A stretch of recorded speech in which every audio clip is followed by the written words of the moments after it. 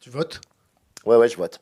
Je considère que c'est le plus bas niveau d'action politique, mais que ce plus bas niveau, on doit quand même le faire, quoi. C'est-à-dire que voter une fois tous les 5 ans, c'est un acte dérisoire, ça te prend 5 minutes, ça change quasiment rien, parce que tout est manipulé de façon systémique. Comment on fait pour Mais manipuler? quand même, il faut voter, parce que moi, je considère que voilà, ça fait partie, c'est un acte politique quand même. Comment on Voilà. fait pour manipuler les gens pour leur faire voter ce qu'on veut et comment on Oh, fait bah, pour lever des légions de castors? c'est la technique principale, je trouve maintenant. Bon, déjà, tu pars de la base que moi, j'ai vu ce chiffre récemment, c'est vraiment intéressant. 60% des gens ne lisent jamais une actualité politique, ne s'intéressent absolument pas à la politique, tu vois. Donc quand on parle tous les deux, on est déjà des gens surinformés, qui lisent énormément de politique, qui savent ce qui se passe, etc. Pour 60% des gens, il n'y a absolument aucune espèce d'intérêt, ils ne lisent aucun article politique. Donc ces gens-là, ils vont voter quand même. Donc il y en a évidemment qui sont dans l'abstention, mais sur ces 60%-là, il y a certainement 30% quand même qui votent, puisque le taux d'abstention à la présidentielle, je crois que ça doit être 30 ou 35. Donc ces gens-là vont voter. Comment ils votent, tu vois? On ne se pose pas la question, quoi. C'est ce fameux marais, c'est ce fameux... ces gens-là, ils vont voter sur des affects extrêmement simples, quoi. La gueule du candidat, sa jeunesse, sa beauté, ce qu'ils ont entendu à droite et à gauche, mais de façon très superficielle, c'est-à-dire qu'ils lisent pas les journaux, ils lisent les titres. Bon. Et ce que tu vois en tout cas, c'est que, moi je prends toujours cet exemple parce que ça me rend fou. Tu prends Macron, mais c'était pareil sur Hollande, j'avais vu les mêmes chiffres, c'était pareil sur Sarkozy, les trois présidents c'est la même chose. Quand ils viennent d'être élus, il y a 2 tiers des Français qui sont favorables au président.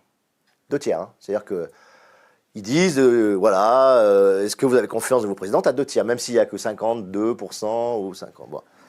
2 tiers. Tu fais le même sondage, tout d'un coup, 1 an plus tard, 1 an et demi plus tard. Tu te retrouves à 1 tiers. En gros, hein, je te fais grossièrement. Donc, il y a 1 tiers des Français, il y a un Français sur 3 qui a voté, qui 1 an plus tard se réveille et se dit, mais c'est qui ce connard qu'on a élu à la présidence de la République? D'accord?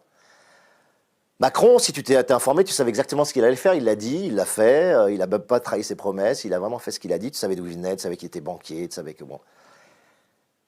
Donc, ce tiers-là, c'est lui qui fait l'élection, c'est lui qui fait passer Macron, et c'est lui le baiser, puisque 1 an après, il dit, mais attendez, mais c'est pas possible, quoi, tu vois? Voilà. Et bien ce tiers-là, c'est ce tiers-là qu'on manipule par les médias, et les médias qui sont détenus. Macron, c'est super intéressant, tu lis le bouquin de Branco, comment il a été construit, quoi. C'est quelqu'un qui n'a absolument aucun mérite, d'accord? Il est né d'une haute famille, il fait les grandes écoles de la République, mais parce qu'il est éduqué pour ça, il rate 5 fois les concours, il est tout à fait moyen, il rentre dans une banque, c'est un intrigant, c'est plus ou moins un séducteur, bref, c'est un petit gars comme il y en a des tonnes. Moi, j'en ai vu des tonnes à l'ESSEC, des gens comme lui, quoi. Rien que le comportement, la façon de se comporter, quand j'ai vu Macron, j'ai l'impression de revenir à l'ESSEC et de mes 3 ans. C'est une espèce de petit connard arrogant, tête à claque, t'as envie de gifler dès que tu les vois. Enfin, c'est vraiment des gens qui, pour moi, me sont insupportables, mais physiquement, déjà, tu vois, au départ. Et ce gars-là, donc sans talent particulier, eh ben, il faut lui construire un storytelling. Voilà, c'est là que c'est fort maintenant. C'est-à-dire que, comme les gens vont pas lire les programmes, ce tiers dont je parle là, ne lira pas les programmes, n'ira pas voir les meetings, regardera à peine les émissions politisées. Au mieux, ils lisent Gala, Paris Match, etc. Chez les coiffeurs. Et justement, Gala, Paris Match, etc. sont gérés par les fameuses Mimi Marchand, c'est-à-dire la responsable de la presse People que Macron a eu sous sa coupe grâce à Xavier Niel.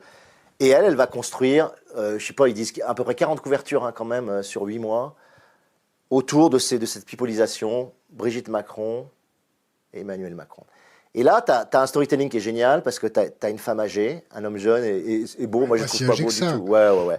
Enfin bon, beaucoup plus âgé que lui. Un homme qui est jugé beau, moi, je le trouve horrible, mais qui peut être considéré comme dans les canons d'une beauté de gendre idéal.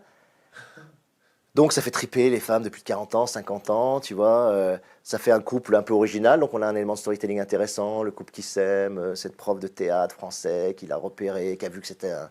Après, tu as le deuxième storytelling qui est Mozart de la finance.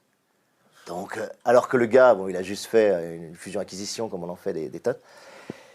Et tu bâtis, voilà, le storytelling. Donc, il faut toujours, dans le storytelling, en tout cas, faire croire que ce président est méritant. C'était pareil pour Sarkozy. Hein. Sarkozy, qui vient des hautes familles, etc. C'est un immigré hongrois, il s'était fait tout seul, c'est un self-made man, il s'est battu. Il a échoué beaucoup en politique, mais il s'est battu, il arrive au bout de...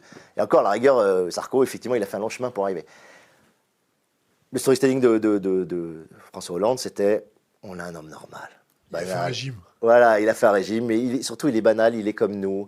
Il vous comprend parce qu'il est comme nous. Tu sais, moi, quand je fais de la série télé et quand je fais des livres, Aristote t'apprend une chose quand tu bâtis un personnage, et donc quand tu fais du storytelling, c'est tu vas bâtir un personnage, il faut que tu crées l'identification au personnage, donc au président.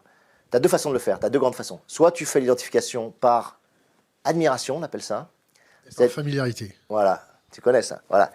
Et donc, admiration, c'est quoi? C'est tu présentes un personnage qui a des qualités que tu aimerais avoir, qui te fait rêver. Typiquement le super-héros. Voilà. Et puis par familiarité, c'est quelqu'un qui est comme toi. Donc Hollande, il a choisi l'identification par familiarité. Ça a marché. C'est rare que ça marche, parce que généralement on fait par admiration. Donc, quand tu as quelqu'un qui n'a absolument rien fait, qui n'a rien prouvé, qui est finalement assez médiocre dans le cadre d'où il vient, Macron, il faut inventer des choses. Donc, tu inventes des expressions comme Mozart de la finance, tu fais croire qu'il a été ultra brillant, qu'il s'est fait tout seul, etc.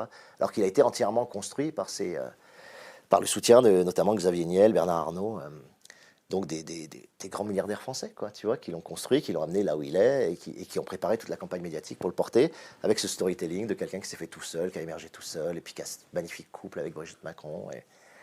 Donc tu bâtis un storytelling et c'est tout ce que les gens vont retenir parce que l'intérêt d'un récit, c'est qu'il favorise la mémorisation. Pourquoi dans les espèces humaines, dans les tribus, il y avait deux grandes choses en littérature, c'est la poésie parce que le retour de la rime te permet de mémoriser. Le chant. Le chant, bien sûr, et tu as le récit parce que le récit, comme c'est une conduite linéaire, si on te raconte une histoire, tu vas retenir beaucoup mieux l'histoire que si on te raconte un programme politique avec des thèmes, tu vois. Si je vous raconte une anecdote, vous allez retenir l'anecdote, alors que je vous ai théorisé un truc très compliqué que vous n'allez pas retenir. Donc, quand tu as un président qui se présente, il faut créer cette toute petite ligne narrative qui est généralement très simple, hein, tu vois. L'émigré hongrois qui a réussi, qui s'est fait tout seul, le Mozart de la finance, ultra brillant, qui a réussi tous les concours de la République et qui a cette magnifique histoire d'amour avec sa femme plus âgée que lui. Et ça suffit à passer, tu vois, t'as pas besoin de faire beaucoup plus, quoi. Puisque les gens vont pas aller chercher l'information, vont pas détailler les programmes. Il n'y avait pas de programme, de toute façon. Macron, il a fait le programme tout à la fin, il sait que ça sert à rien, c'est pas avec ça qu'il va gagner, tu vois. Non.